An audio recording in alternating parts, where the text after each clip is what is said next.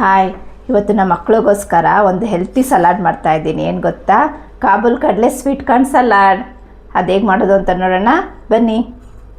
Sweet corn Kabul ಕಡಲೆ ಸಲಾಡ್ಗೆ ಬೇಕಾಗಿರೋ ingredients: sweet ಕಾರ್ನ ಬಾಯ್ಲ್ಡ್ ಮಾಡಿ ಇಟ್ಕೊಂಡಿದ್ದೀನಿ, ಟೊಮೊಟೊ, ಸೌತೆಕಾಯಿ, ಕಾಬೂಲ್ ಕಡಲೆ ಮತ್ತು ಕಡಲೆಕಾಯಿ ಬೀಜ ಅದು ಅಷ್ಟೇ ಬಾಯ್ಲ್ಡ್ ಮಾಡಿ ಇಟ್ಕೊಂಡಿದ್ದೀನಿ, chilli powder, pepper powder, salt.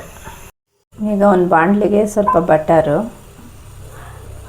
ಒಂಚೂರು ಆಲಿವ್ ಆಯಿಲ್ ಹಾಕ್ತಾಯಿದ್ದೀನಿ, ಟೇಸ್ಟ್ ಕೊಡುತ್ತಿದ್ದು ಅದಕ್ಕೋಸ್ಕರ.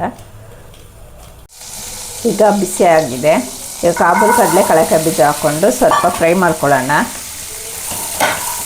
ಇದಕ್ಕೆ ಒಂಚೂರು ಉಪ್ಪು, ರುಚಿಗೆ ತಕ್ಕಷ್ಟು, ಸ್ವಲ್ಪ ಚಿಲ್ಲಿ ಪೌಡರ್ ಹಾಕ್ಕೊಳ್ಳೋಣ.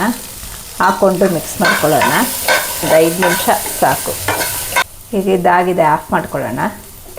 ಕಾಬೂಲ್ ಕಡಲೆ ಕಡಲೆಕಾಯಿ ಬೀಜ ಒಂದು ಬೌಲ್ಗೆ ಹಾಕ್ಕೊಂಡಿದ್ದೀನಿ. ಈಗ ಸ್ವೀಟ್ ಕಾರ್ನು ಅಷ್ಟೇ ಬೇಯಿಸಿರೋದು, ಅದು ಹಾಕ್ಕೊಳ್ಳೋಣ. ನೆಕ್ಸ್ಟ್ ಸೌತೆಕಾಯಿ, ಟೊಮೊಟೊ, ಚೂರು ಪೆಪ್ಪರ್ ಪೌಡರ್.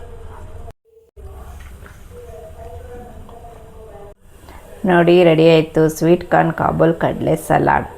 ನೋಡಿ, ಕಾರ್ನು, ಕಡಲೆಕಾಯಿ ಬೀಜ, ಸೌತೆಕಾಯಿ, ಕಾಬೂಲ್ ಕಡಲೆ ಇದೆಲ್ಲ ನೋಡಿದ್ರೆ ಮಕ್ಕಳು ಸಖತ್ತಾಗಿದೆ ಅಂತ ತಿಂತಾರೆ, ತುಂಬ ಇಷ್ಟಪಟ್ಟು ತಿಂತಾರೆ.